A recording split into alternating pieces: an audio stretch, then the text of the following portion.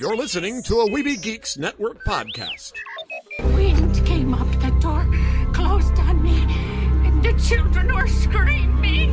Welcome. Neverland is mine.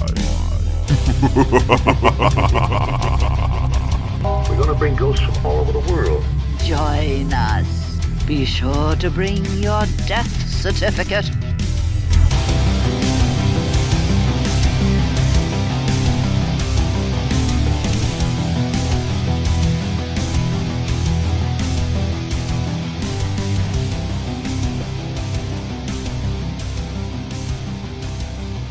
Welcome, foolish mortals, to Evil Land. You're supposed to tell them to take their pixie out of their pockets. I don't believe in fairies. I am your host, your ghost host. And I'm your pixie, the windy nerd, Heather. Why can't I see you, and what have you done with Jeremy, our Spider-Pan? Wouldn't you like to know? Well, actually I would. That's why I asked. So, you've come to Neverland to find. That's right, and I will turn this place upside down until I do. Meanwhile, Lost Boy Eric is searching Disneyland for him. And he sent us some great audio. And of course, you'll want to share a trailer, won't you? Yep, Fantastic Beasts and where to find them.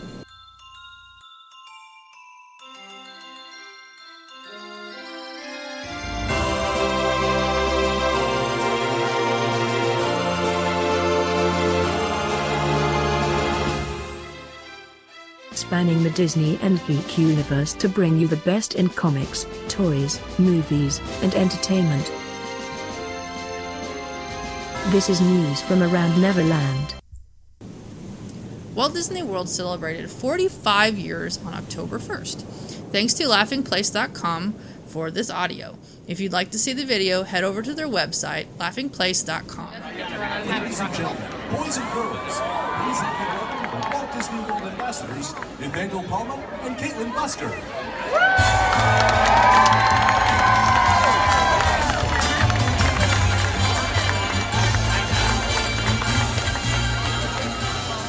Good morning and welcome to our celebration. Isn't this exciting? 45 years ago, we'll welcome our first guest to the most magical place on earth. Now we invite you to celebrate those 45 years of magic, dreams, and make-believe with us today at the 45th anniversary of the Walt Disney World Resorts.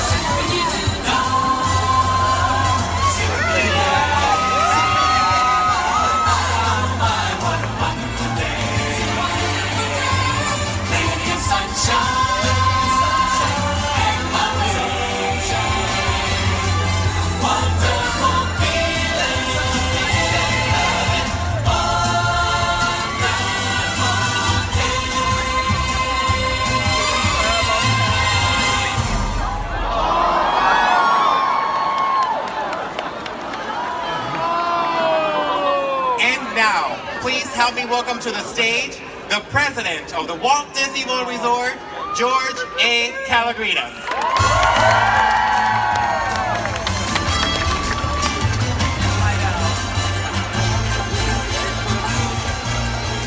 Good morning, everybody. Welcome to Walt Disney World and Magic Kingdom. As Nathaniel said, 45 years ago, on October 1st, 1971, we welcomed our very first guest. I was working here that day as a busboy at Disney's Contemporary Resort, one of the two resorts that was in operation here on opening day. I can tell you that for all of us cast members in the resorts and the theme park both, it was a day of excitement, anticipation, considerable butterflies in our stomach. But mostly, it was a day of joy because we had the privilege of knowing that we were about to create Disney memories that you, our guests, could cherish for a lifetime. And today, 45 years later, that joy continues. It's such an honor to have you here to share with us this milestone. On October 25th, 1971, Roy Disney, one of the co-founders of our company, was here to personally dedicate this place. It had been known during its planning stages as Disney World, but during his dedication, Roy used its new name, Walt Disney World, dedicating it to his brother, arguably the greatest entertainment visionary of the 20th century. Here's what Roy said on that day. Walt Disney World is a tribute to the philosophy and life of Walter Elias Disney, and to the talents, the dedication, and the loyalty of the entire Disney organization that made Walt Disney's dream come true. Then Roy ended with a wish that we would like to share again with all of you.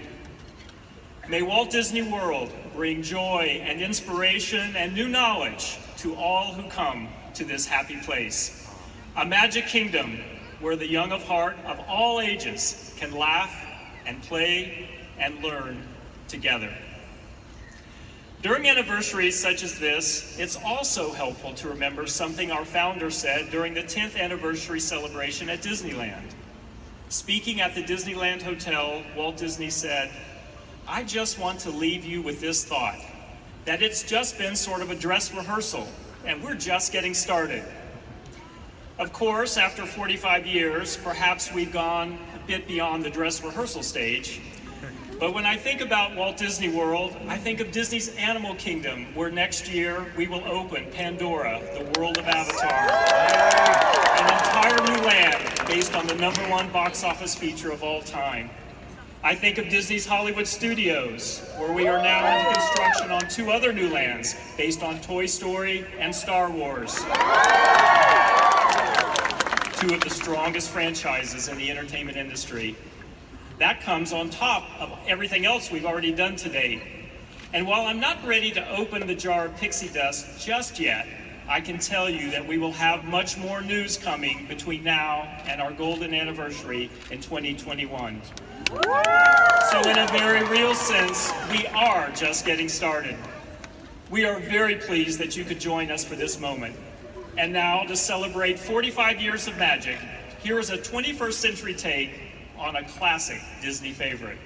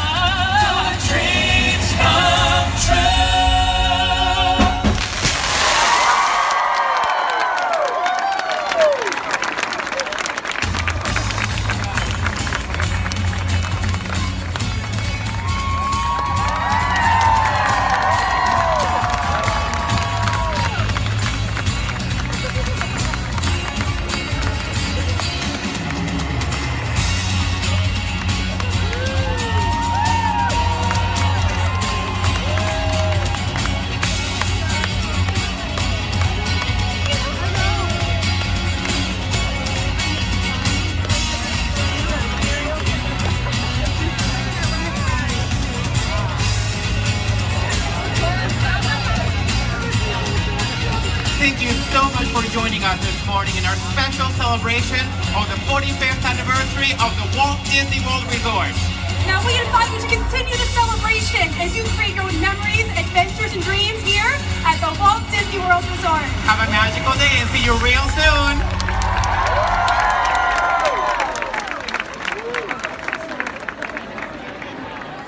October 1st was also the premiere of Great Moments in History, but only the American parts, starring the Muppets. Sometimes assisted by the town crier, the Muppets will appear in windows to perform musical plays about Paul Revere, the Declaration of Independence, and more. These are great shows, of course featuring Gonzo, Fozzie, Piggy, Sam the Eagle, and of course some chickens, and then Kermit. Muppet mayhem and comedy always flood these shows, and so we highly recommend them. You are witnessing a pre-recorded audio puppet show. And now I've ruined the map. By the time you hear this, a first look at Parts of the Caribbean will have premiered Sunday night. Right during a Season 2 finale of Fear the Walking Dead. After the success of Jon Favreau's live-action The Jungle Book, he's spoken with Disney about live-action version of The Lion King. Considering The Jungle Book only had one live element, namely Mowgli, I fail to see how a full CGI animal movie is considered live action. And Teddy Ruxpin is returning to toy store shelves with new LCD eyes and updated technology. Something so creepy, it gives even me nightmares. Teddy Ruxpin hits store shelves with hard drive loaded with 10 stories. You, of course, can download more stories. He's set to return July 2017 and will cost $99. Now that's scary. Well done. I have to agree with you on that. Well, I guess that means you're in the mood for a ride on Ghost Galaxy at Disneyland thanks to Lost Boy Eric. Let's take a ride at a Disney park. Let's take a ride right now. Oh, this. All set up?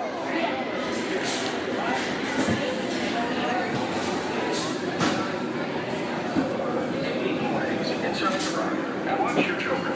You're cleared for launch. Para su seguridad, permanezca sentado y mantenga sus manos, brazos, pies y piernas dentro del vuelo. Cuide los pequeños. Gracias. Space Shuttle, for your safety, remain seated with your hands, arms, feet, and legs inside the rocket. And watch your children. You're cleared for launch.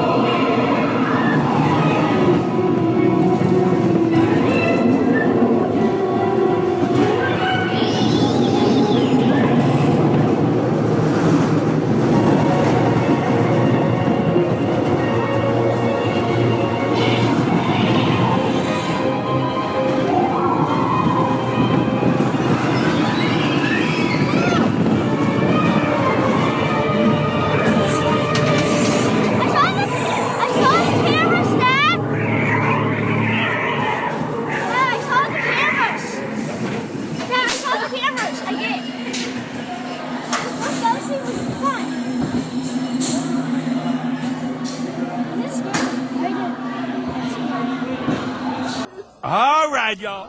One more time. It don't matter what you look like. It don't nobody gonna sing with me. Okay. The Neverland Trailer Park.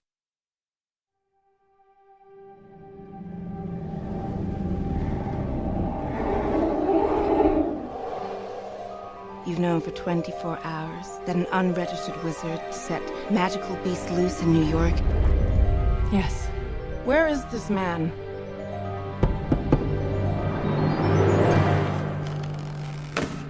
So, you're the guy with the case full of monsters, huh? Use travels first. Mr. Scamander, do you know anything about the wizarding community in America? We don't let things loose. Hey, Mr. English guy, I think your egg is hatching. You wiped his memory, right? The no magic. The what? No magic. The non-wizard. Sorry, we call them muggles.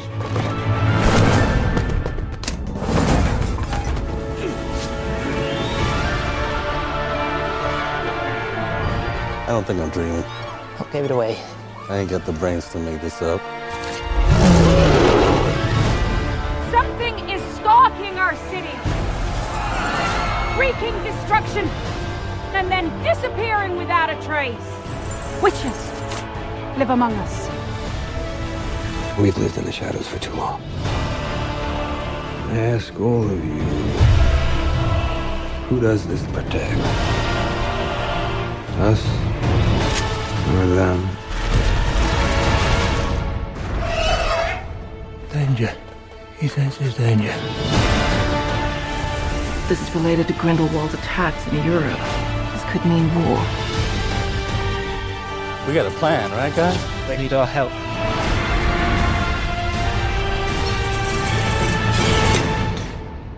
Was that everything that came out of the case?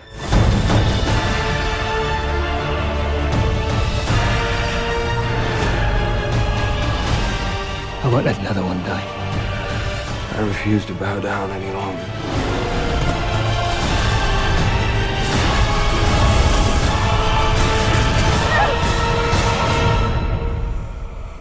Time is running out. Mr. Scamander.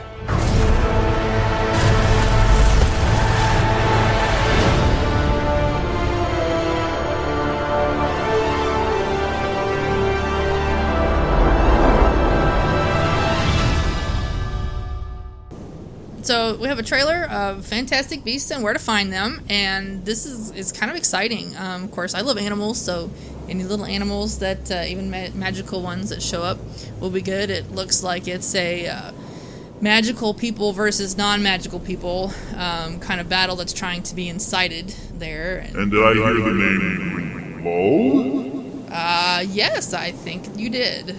Well, I'm sure Harry Potter fans that have read the books will be familiar with Grindelwald. That alone makes it exciting. But why have I not used this idea? You want Fantastic Beasts? I should unleash a few beasts upon Neverland. How would you enjoy that? Oh, no thanks. We're good with beasts. Oh, of course. If anyone else calls you beast, though. Ugh. To Disney and beyond. And now, we'll hear from horror icon Carrie Henn. Fans will know her as Newt in the blockbuster Fear Fest that is James Cameron's A's. Alright. Day 2, Kansas City Comic-Con. Welcome, everyone. You guys having a good time so far? Yep. Yes, I'm sort of me. Alright. Our guest this morning made her mark in Hollywood as Newt. So, let's let her go ahead and come out and she can talk to you. Ladies and gentlemen, Carrie Henn.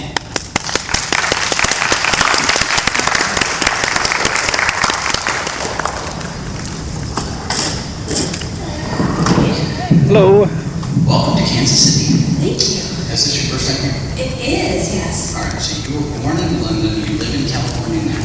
No, I was born in Panama City, Florida. Okay, you live in London, that's where they found you, right? Well, actually, I lived at RAF Lake East, which was an Air Force base for an event. Sorry. I've done my research well. But the Aliens was filmed in London, so technically I did live in London during the movie. London research. Alright, so, take take me back, if you would, for a minute. You're 9 at the time? Yes. And they come to you and they say, we want you to do a movie. What was that process? How did you get involved in the beginning? Well, it all kind of takes some years. It all was kind of like a freak thing that happened. I was eating lunch in my school cafeteria. I went to an Air Force Base school, and usually I went home for lunch, because if you lived nearby you could, and my mom just happened to not be home that day. So a casting agent came around and took pictures of sort of what James Cameron had in his mind as what he would like for the part of Newt.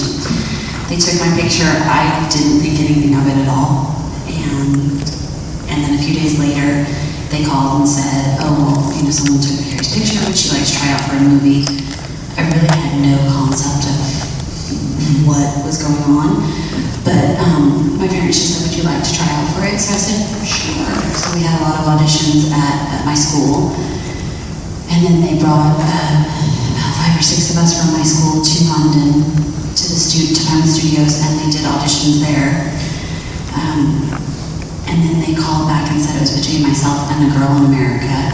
So they were flying Sigourney Weaver over to audition with me to see kind of how our chemistry was. And then after that audition, they called up and said I had the part. And again, we still really didn't have a concept of what I was getting involved in. So first day on set, when you got all of this around you, these cameras, these people in hair, makeup, and lights on. How did you react to that? I mean, when it was before really you were on the set? Well, I was very lucky because between James Cameron and Stan Winston, they were very amazing, and they tried to shelter me from a lot of things. And part of that was by telling me how everything was done. So before the actual filming, I was there and I got to see the sets and see how everything was. They tested my hair, like they had to cut it because it wouldn't frizz out enough because it was too long. They tested my makeup and everything. So I was used to all of that. What actually worried me the most was we had to go and eat. Everyone went into the cafeteria and they ate, and I was upset the first time going there because I thought everybody would laugh at me because of the way I was dressed. I had no concept. They were filming Little Shop of Horrors at the time, so there was people dressed all crazy in there. But as a 9-year-old, that was my concern, was that they were going to think I was weird. So. And 9 years old, going in and working at Pinewood Studios, where so many films have been made,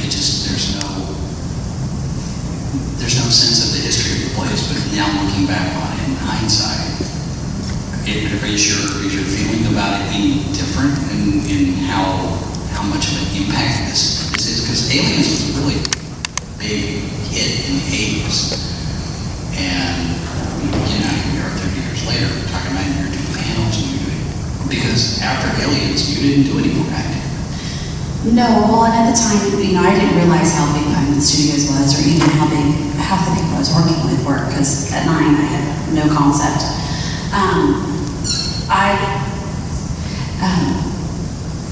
Now looking back, at the time I knew they had, there's a special set there for James Bond, and it says 007 on the side. Well, I knew James Bond, so I thought that was pretty cool, and that's where they were filming Little Shop of Horrors. So wardrobe, people working on that, so they took us over and I got to see all the sets when they weren't filming and things like that, which was really cool to do. But I didn't go into acting. I didn't realize until, I'm trying to think, I think it was about 8 years ago, was about when I realized how big Aliens was. And I don't know if I still really have a complete grasp of it, because I filmed Aliens, and then we finished filming in February, and then we did voiceovers and little things like that. And then I moved back to the States in May, and Aliens came out in July. I really just wanted to be a normal kid, so I didn't have any concept. I contemplated going into acting, but I wanted to make friends. It was a culture shock going from England, which my mom is English, so even though we lived up in American Air Force Base, we were with my mom's family when we weren't at school or work or whatever. So I was essentially an English child. It was a big culture shock going to California, as you can imagine. So it was hard, it was tough, and I just wanted to kind of get used to everything and make friends. And then I'd always wanted to be a teacher, so that's what I ended up following that path instead. And then You currently teach 4th grade in California? Yes, I do. Okay. And now that you've been doing this, you've had the 30th anniversary, you were out of San Diego, and you're starting to do all these panels, and now there's discussion about a new Alien with Neil Blomkamp doing essentially Alien 5 or Alien 6, whatever the number is, that ignores the death of the Newt and Hicks. Have there been any talks? Have you even thought, I wonder what it would be like? Have you thought about coming back to the character? It's been 30 years. I don't know if I could do it again. And it's a lot of time, a lot of effort. There might not be a slide this time. I'm a mom, I'm a teacher, I have 2 kids, my daughter's in competitive soccer, so I'm pretty busy a lot. I don't know, obviously you don't really know until it happens to you. I wouldn't be opposed to doing like something small, like maybe a cameo or something like that, but I know about as much as all of you do, because I've heard little bits here and there when I'm at conventions. This summer we did a convention in Houston, and there was like 8 or 9 of us that got together for that. So of course it came up in one of the panels there. So I hear little snippets here and there. At San Diego it came up again. But I know about as much as you guys do. And like the day that, I think it was Alien Day, when he released a picture that looked eerily like me about 5 years ago, so yeah. Okay, now we do have a microphone set up here, so if any of you have any questions, go ahead and line up there and we'll get started. Yes, sir? Hi, Carrie. Hello. Being 9 years old and being around the Xenomorphs, what was that like? Was that pretty terrifying, or?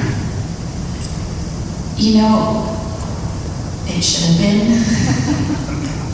But it wasn't, because it was a stuntman who I was friends with, who they used to let me do kind of crazy things. And so they'd be running around without the head on, and then we'd be getting ready to film, and they'd put the head on and that. But I'm scared of dogs, more so then, so I was just pretending like it was a dog chasing after me. Thanks. Hi, Carrie. Hello. Haven't seen you in 22 years. Hi, how you doing? Welcome to Kansas City. Thank you. You miss anything from class of 94 at all? Just so you know, we went to high school together. Yeah, we went to high school together in Calvert High. I don't miss high school. Well, I just want to say welcome to Kansas City. I'm going to go back to the booth. So. Thank you. I'll see you later. I'll see you later. Now, the whole wanting to be a normal kid and doing all that, now that you're doing the conventions and whatnot, are the people in your neighborhood looking at you a little bit differently, or do they know that you're Newt, or has that? It's pretty old news. My dad we moved to this town 30 years ago, and I've pretty much lived there. I went to college and that, but I lived there. So, like, my students, I went to school with their aunts, cousins, moms, dads. So it's not really a big deal. And it's kind of my secret life, because I don't go around saying, oh, I was doing aliens, and oh, I'm going to this place. My friends know, but it's not something that I really broadcast. It's cool that you're a 4th grade teacher. Of all things that you wanted to be, first of all, when did school start, and why did you want to be a teacher? All my life I wanted to be a teacher. I used to line my dolls up, and I teach them different things. Ironically, I was in 4th grade when I filmed Aliens, so it's kind of the only year I can't associate with. What was the other part of that question? I assume school's not started yet. Oh, well, that's why I'm here Saturday and Sunday, because teachers went back on Thursday, so I had meetings Thursday, and then I had meetings yesterday, and then I took a red eye out, and then I leave Sunday, night right after the convention because I have meetings again on Monday, and then the students start on Tuesday. Do you find it to be fulfilling? I love it. I love it every day. Well, 99.9% of the time it is very, very fulfilling. The worlds of Hollywood in real life, that whole difference between, you talk about culture shock coming from England to LA. When did you start doing conventions? And was that itself some kind of culture shock for you? Because I mean, you like you said, you haven't been around any conventions, and now suddenly here you are, you're doing all these conventions. There's expands coming out. San Diego is huge. You know, is that its own kind of culture shock for you? Yeah, I mean, at first it definitely was. I guess they've been looking for me, and I'm pretty hard to find, and I like it that way. And someone found me, I'm trying to think, my daughter was about a year old, so 8 years ago. 2008, someone in London found me, and they said, hey, you want to come to a convention? I truly and honestly had no clue. Like, the only conventions I've been to were teacher conventions, which are very different to Comic-Cons.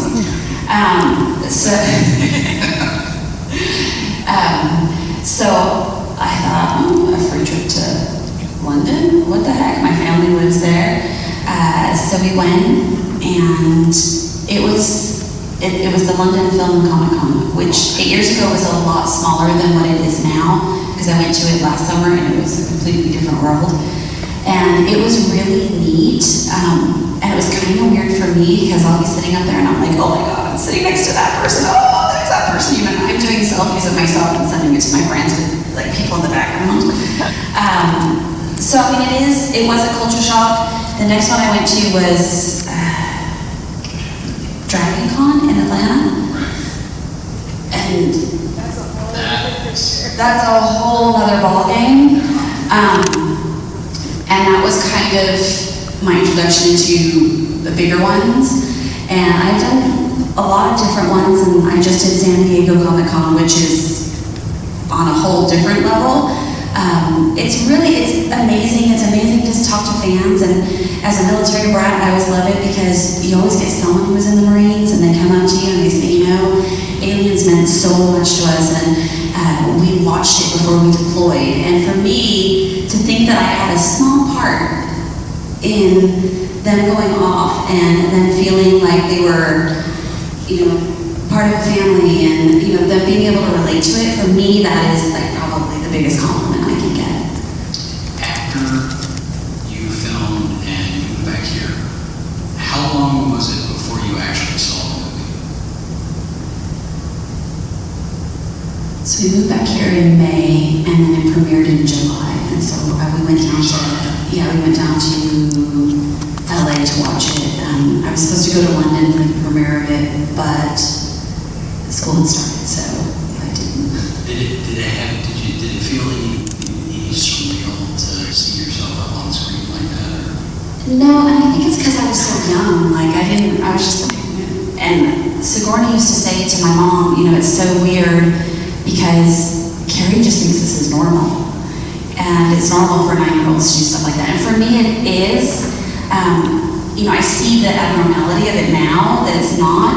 And like, you know, we have pictures on the wall, and my daughter will say something like, or, you know, there's something that Sigourney has given her or something, and she'll be like, oh yeah, my friend Sigourney gave this to me.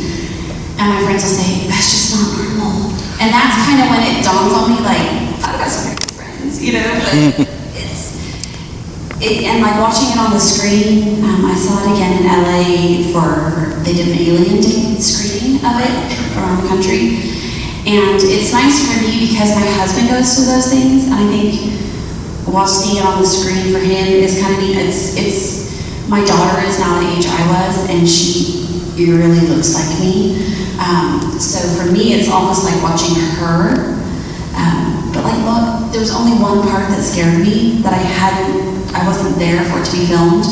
And throughout the whole filming, James Cameron was always trying to scare me.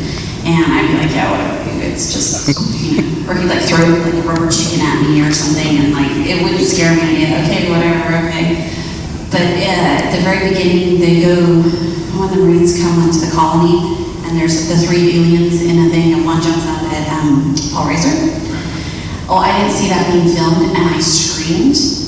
And by this stage, nobody knew who this kid was, and they're screaming because my part hadn't come on yet. And so everyone kind of looked at me, and then I didn't realize James Cameron was sitting behind me. And so he tapped me on the shoulder, but I was still like in shock from the other one, and I screamed again, and he's like, I got you twice in like 20 seconds. Yeah. So, I mean, it is weird to see yourself on screen, but it's, I guess to me it's kind of normal, which is weird. So your daughter can then play Newt in a flashback. She probably could, yeah. Do you have a particular, you talk about the stories where you're running around with the stuntman and camera trying to scare you, and then we have the story about the slide.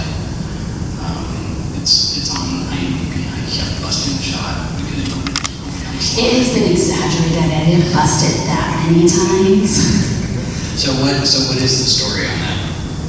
This is where you're hanging on and you fall down the chute? Yes. Right? Yeah. So it was about a 3 or 4 story chute, and it had this huge mat at the bottom of it, which, I mean, for a kid, that's like heaven right there. And then all the people working on the film had put like a sign up, and it was like adults £1, children free. Well, I was the only child there anyways. And so I was up there, and I think maybe once or twice I kind of messed up a little bit so that I could go down, and then, because I didn't mind then when I went down the stairs. And then James Cameron said to me, he's like, Carrie, as soon as we can get this done, and I always thought he knew what I was doing, but just this summer we talked about it, and he didn't realize that's what I was doing. And he said, as soon as we can get this done, you can go on the slide as much as you want. So I said, all right, let's go. So, Bill Paxton improvised a lot of lines. How much did you get to play with what was in the script? Or was that even discussed? Did Cameron even say, we'll do it this way, and then we'll try one, and you can make something up?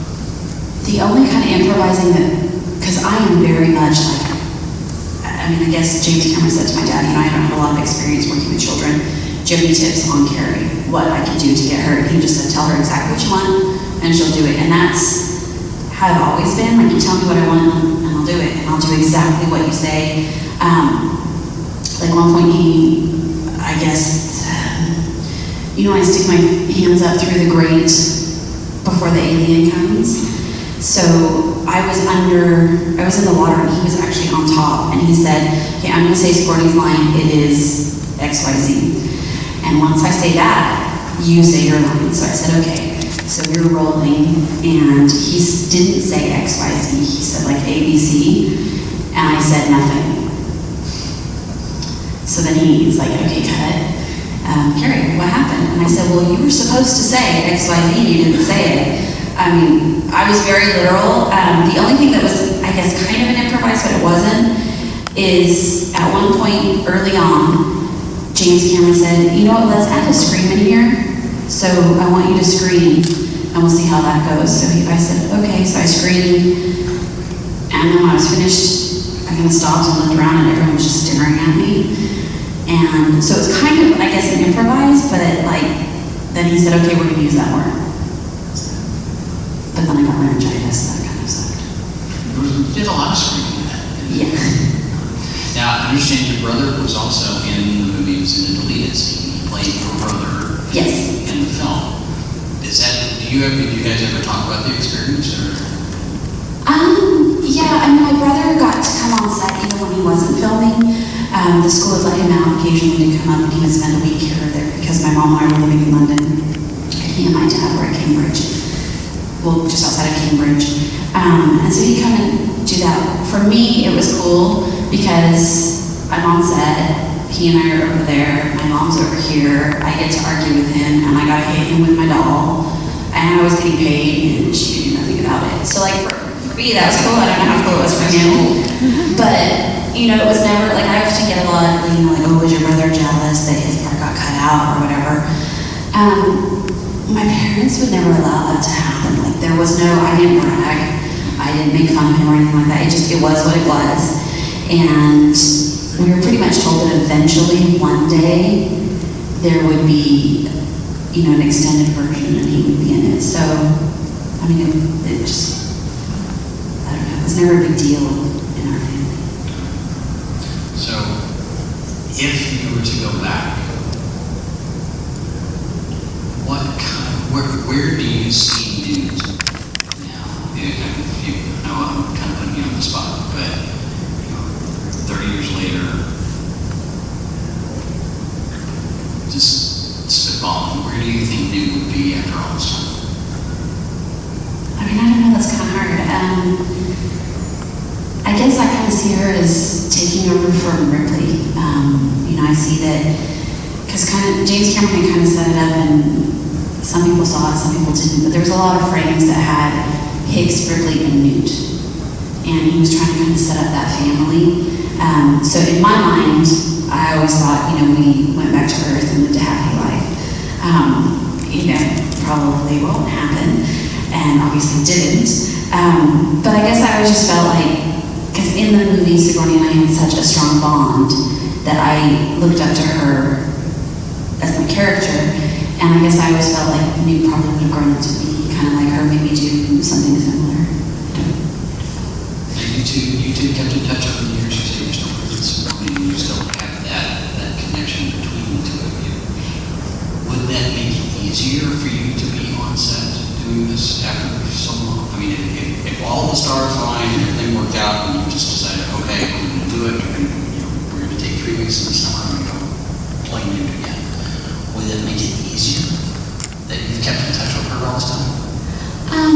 Probably. I mean, she definitely eased my mind on set because there were some times where I was a little bit like I'm not quite sure what to expect, especially like in the Alien Queen whole thing and with all the gunfire and fire and all the crazy special effects that were going on. That I kind of looked to her, and when she was calm, I found out 30 years later that she wasn't as calm on the inside as she was portraying to me.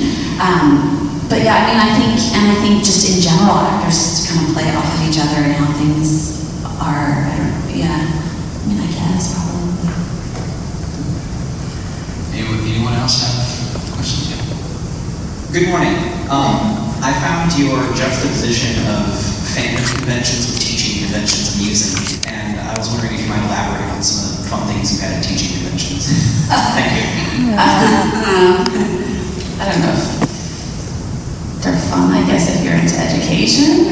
I went to one, and it was in San Antonio, and actually my husband went with, because I had Miles, and he was off, so I thought, we'll go down there.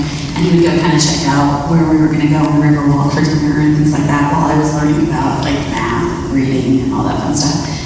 I mean, I guess the way he described it was kind of like at nighttime, it was like Teachers Gone Wild down there. But, I mean, I guess that's...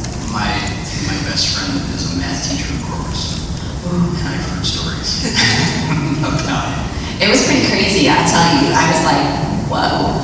So do you have a specialty, you know, in 4th grade, some kind of, depending on the school, that you either have, you're always teaching math to all of the students, or you're reading, or you're... I do it all. I do it all, yeah. And I'm excited this year I have my daughter in my class, so. Now, have you thought anything about the idea here? Because teachers, sometimes you're getting up in front of a class, you're essentially on stage. You have to be on for class. Have you found yourself pulling from your time on Aliens to there's some trick that you can try to get the kids to do any particular thing? You know, I don't know, I'm asked that question a lot, and I I guess, there are things that, like, I do use it, because kids say things that you can't laugh about, but you really want to laugh about. Oh, awesome, thank you. That you really want to laugh about, but you kind of have to act like it's not funny, and sometimes they have to get in trouble for what they did, even though it's slightly amusing. But I'm like the weird teacher, like I dance, I sing, I do all that stuff, so I guess I kind of do use that, although I can't sing and I can't dance, so it's interesting. But I guess I do kind of really use that. I sometimes still like have the kids do plays and things like that, and I use a lot of acting. I'm assuming being 9, you made Aliens that you had never seen the first movie because it would have creeped you out. But then I assume that also, if you had seen the first movie, Alien, would you have been too scared to death to do the sequel? Well, actually, I had never seen it all through the audition phase, and then when they offered me the part, they did. Gail and her did say, the producer, she said, Carrie needs to watch Aliens before you sign anything. She needs to watch Aliens. Which at the time, I was 8 at the time, and I actually thought it was funny. Like, I thought it was like, I don't know, I thought it was funny, which is ironic because Aliens is probably the scariest movie I've watched since then, because I don't like scary movies. So, I did see it, but I had a very different reaction. Now I wouldn't want to go watch it because it would probably scare me. I have like that active imagination, and I imagine it was going to happen around me or something. Now, Dylan heard you saying The Walking Dead. Did you get questions about showing up on that show at some point? Are people regularly asking you when you're going to get back into acting? I do get asked that a few times, and there's been a couple people who have talked to me about doing cameos on different things in that, and I said if it works out, it works out. Then I wouldn't be opposed to it. Just right now, I don't have a lot of time. Yeah, it was funny because in San Diego, Sigourney and I were talking to Gail separately, and I said, I'm sorry, Gail, I haven't watched it. And she's like, oh my God, Sigourney hasn't watched it either. She's like, how come you haven't? I go, it would terrify me. I would be convinced zombie everywhere with zombies. And that's exactly what Sigourney had said. She said, as soon as that idea gets implanted in her head, she will see them everywhere. Yeah, that would be me. There was, you keep mentioning cameos. You'd be okay with cameo or doing that kind of thing. The recent sequel to Independence Day got a lot of fan blowback because they replaced the actress who played the president's daughter from the first movie, who was about that same young age, and they replaced her. And there were a lot of people who were not happy with that. Since this is your part, would you be okay with somebody else playing an older Newt? Because there are a lot of people out there that think you're the only one that needs to play. If Newt comes back, Carrie Henn needs to play. Yeah, which is interesting because I guess about a year and a half ago I opened up a Twitter account, and I get a lot of questions about it and a lot of people saying that to me. As long as they did me proud. Because in this new one, you've got Sigourney's back. Ben said he's coming back, and it's one of those where, well, if we're bringing everybody back, we need to bring everybody back, and so there's that push. Well, I think that from what I've read, is that Newt is supposed to be quite a bit younger. Is supposed to be like in her late 20s, is what I read somewhere. So I don't think I could pull that off at 40.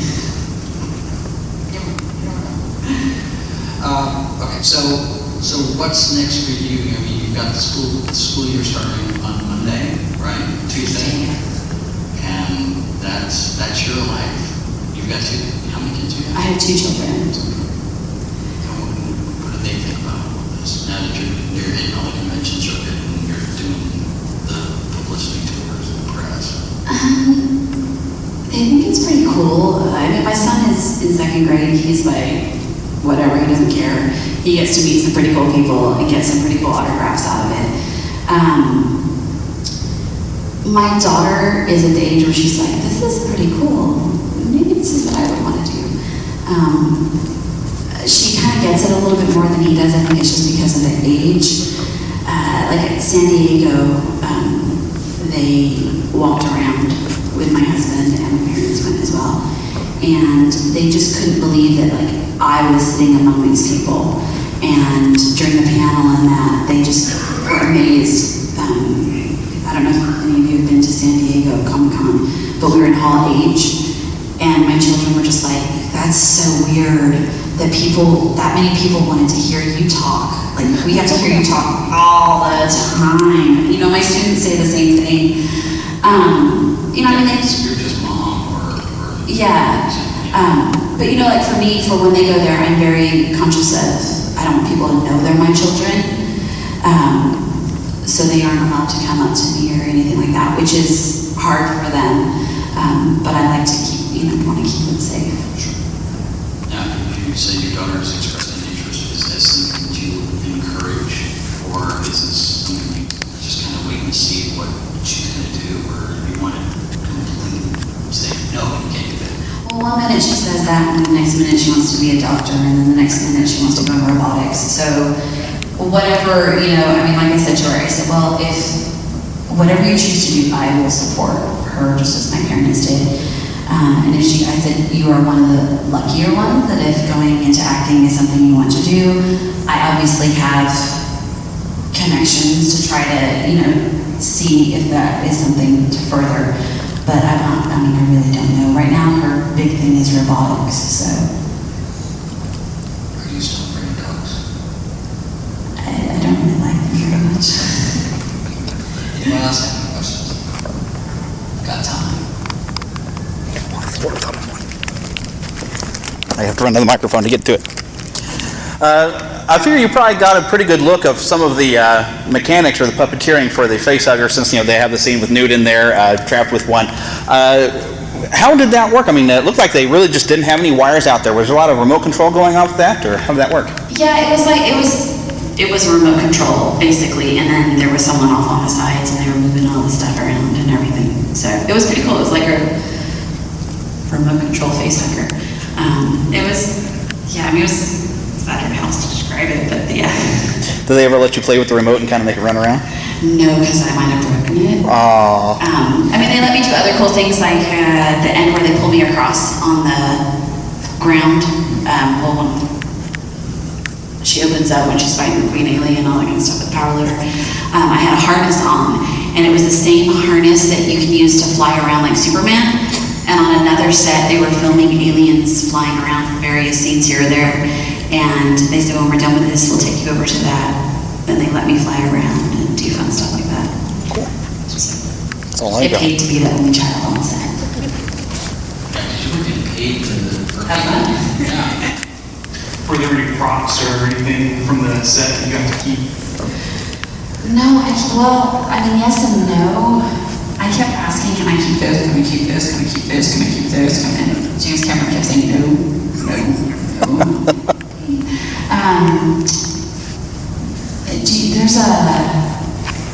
When Ripley goes after Newt and it's in like my little nest where I had all the stuff, and there she pulls out a picture and it says Second Grade Citizenship Award. And in it, I'm like, there's a picture of me and I'm in a dress. I still have that dress, but that's about the extent, I think, of the excitement. And like, wardrobe gave me a few little things. On Hudson's coat of armor, he had a skull, and there was like a knife in it or something, and they had made multiple of those, and so they gave me one of those, and like little things like that. But no, I wasn't allowed to keep much. What was your biggest takeaway from working on that set? The one big thing that has stuck with you all this time from that experience? I think even as a child, I realized how much that movie centered around a woman hero. I don't know if it's from the movie or if it's from my parents or if it's a little bit of both, but I never doubted that I could do or be anything that I wanted to do. I think it was kind of empowering for me as a girl. That's almost exciting. exciting thing to take away from it, but that actually is pretty profound, because thinking that you were 9 at the time, and having that kind of epiphany, that actually is probably something that really put you in your path to teaching.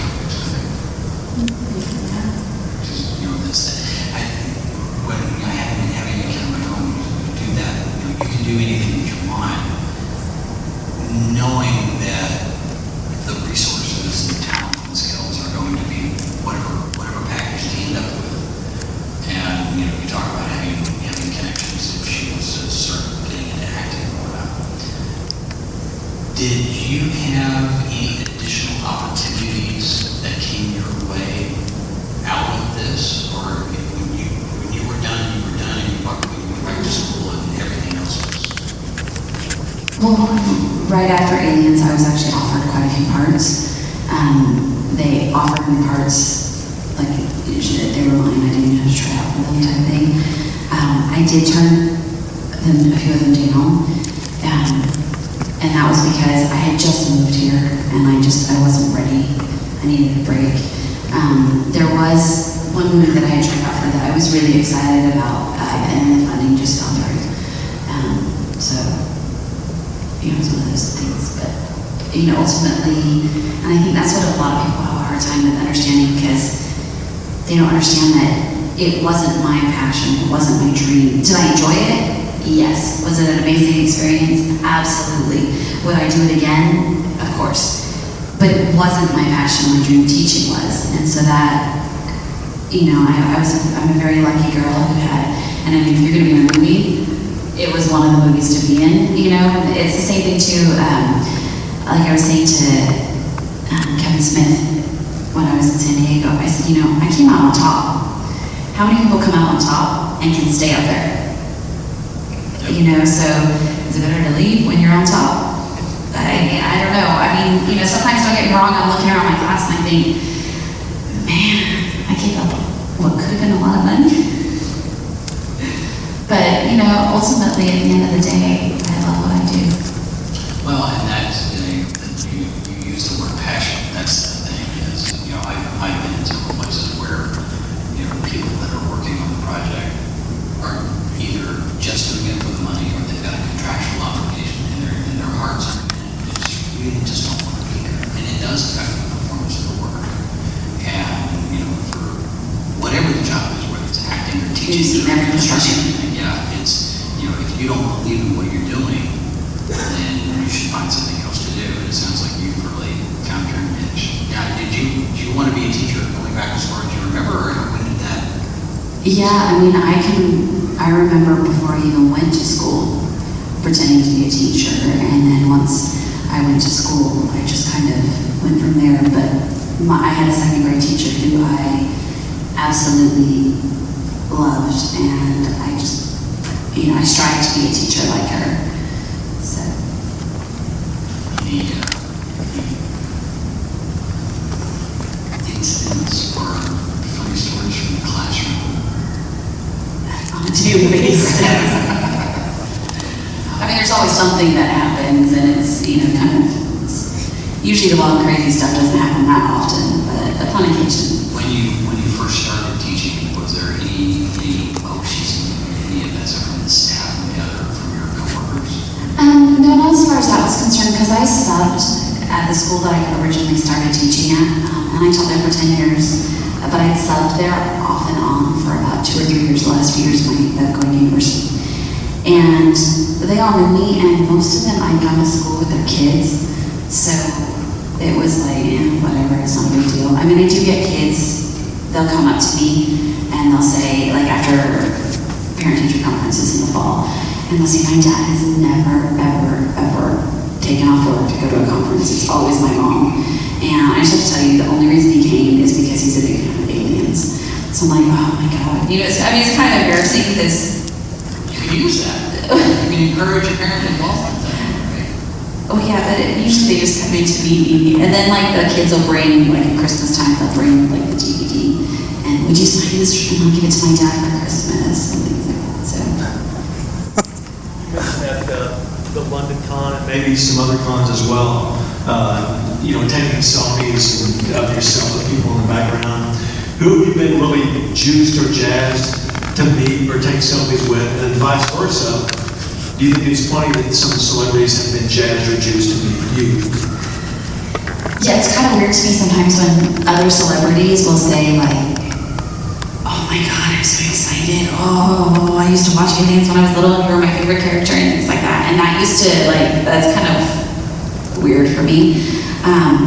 I think my biggest one was when I went to a convention in Germany, and MacGyver was there. I was like, "Oh my God, it's MacGyver!" I wanted to take, do something cool, And I kept taking, and we were, at one point, all of us were on the stage, so, I was on this big stage with him in front of all these people, and, we were all up there taking pictures, so I made sure I got a picture, and I sent it to my brother, and I was like, look who I saw. Is there a balance, you want to play it cool, but you also want to be a fangirl at the same time? Yeah, I try to play it cool.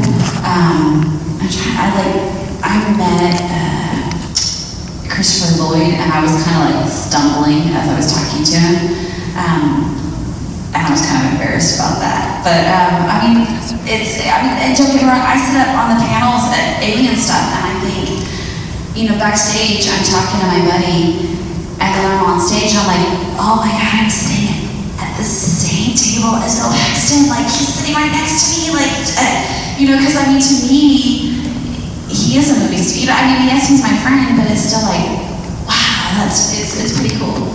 You want to name drop somebody who was jazzed or juiced to meet you? Oh my gosh, I can't think of anyone at the moment. I'm trying to think. Give me a minute, I'll get back to you if I can think of anyone.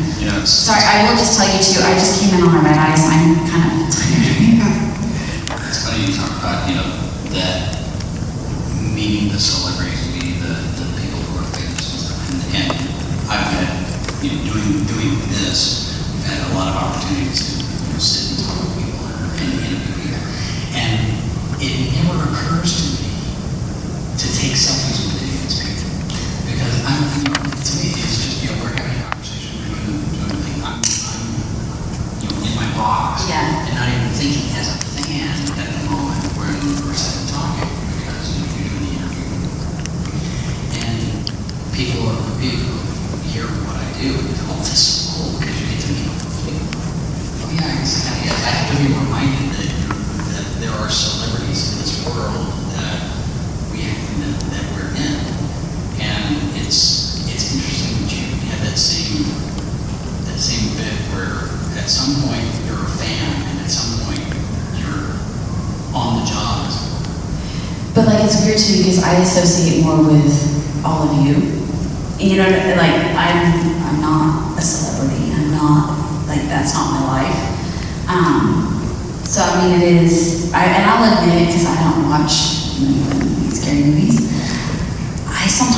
A lot of my friends and even my husband will say their law conventions are lost on me because I don't know who some of the people are, and I'll be sitting there talking to someone, and I actually have the IMDb app on my phone so that when I'm at conventions, I can actually put in their names, who I'm sitting next to, and find out which is kind of bad, but then I'm like, oh yeah, I know that person now. Except it's after the fact. Yeah, so. But see, that actually keeps you from stumbling and fumbling when you're actually interacting with them. So I guess maybe that's a good thing. I guess, yeah. Actually, I was just thinking, what's this? I'm trying to think of Bill Murray. He used to always do the pro-am, the golf pro-am in Monterey. And my brother and my brother's friend were all into going there and getting autographs from people. And they would say to my friend and I, well, we'll pay for all your meals and everything. We just want you to come with us. Because they were obviously thinking two girls are going to get the autograph before two guys.